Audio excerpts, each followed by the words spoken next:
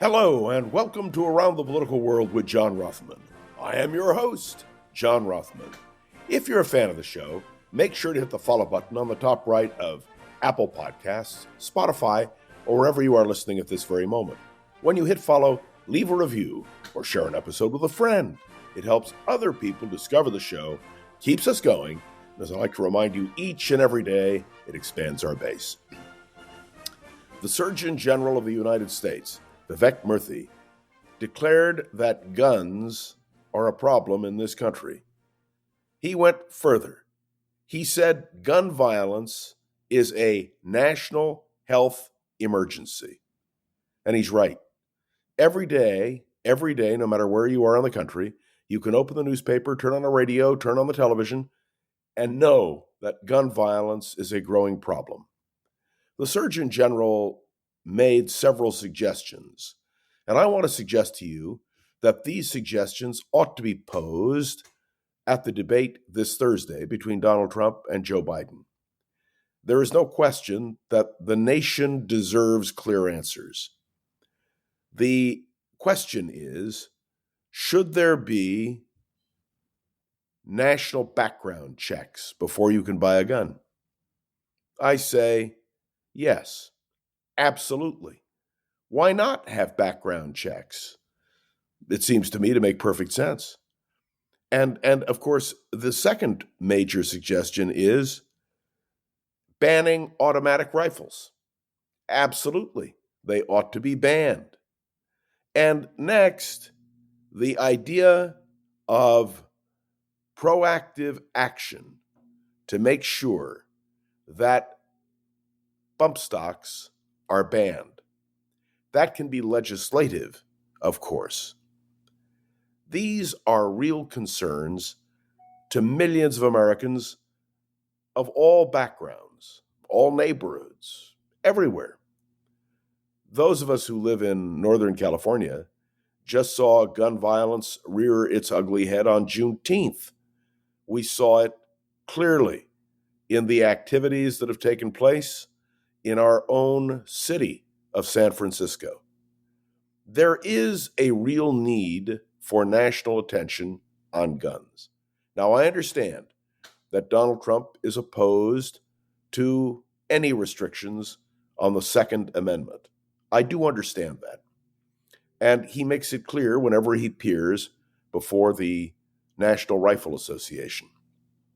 But don't you think the Republican National Convention and the Democratic National Convention ought to take this issue up, discuss it, make some platform statements about how we can eliminate gun violence? I want to suggest to you that the originalists, those who believe very strongly that we have to go with what the founders of our nation said, I don't think the originalists understand that the founders had no concept of semi-automatic or automatic weapons. The founders had no concept of anything more or less than a musket. And I understand that during the Revolutionary War and in the period after, when the Constitution was written, there was a desire to preserve the idea that every American could or should own a gun. It made sense. I have a very good friend who lives in rural California. He's a liberal Democrat, but he insists on having a gun. His comment to me was, if we have a problem, it takes the sheriff at night 45 minutes to get to where we are.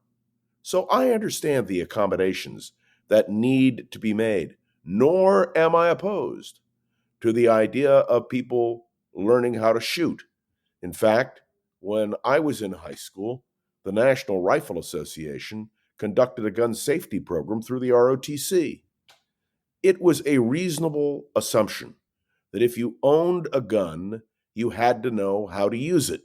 By the way, not dissimilar from the idea that if you drive a car, to do it legally, you have to have a license, meaning you had to go through a test and an eye test and a written test and a driving test, and you had to show that you could operate a motor vehicle, which can be a lethal weapon if used improperly in a constructive way.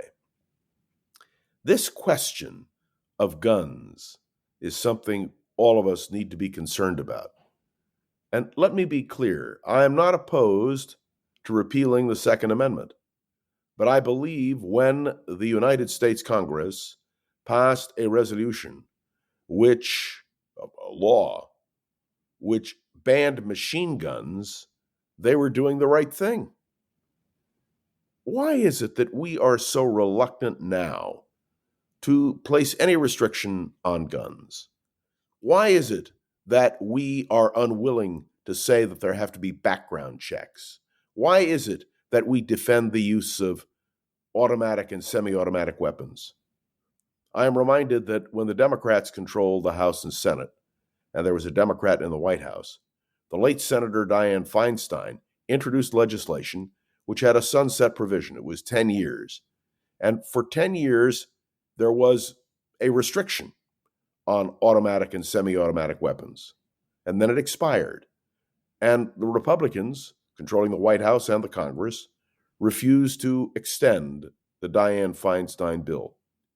I think an appropriate tribute to the memory of Senator Feinstein would be the reintroduction of that bill and its passing and it being signed into law by Joe Biden. I know there are a lot of you who say, no, if they restrict our right to guns, well, God knows what they'll do next.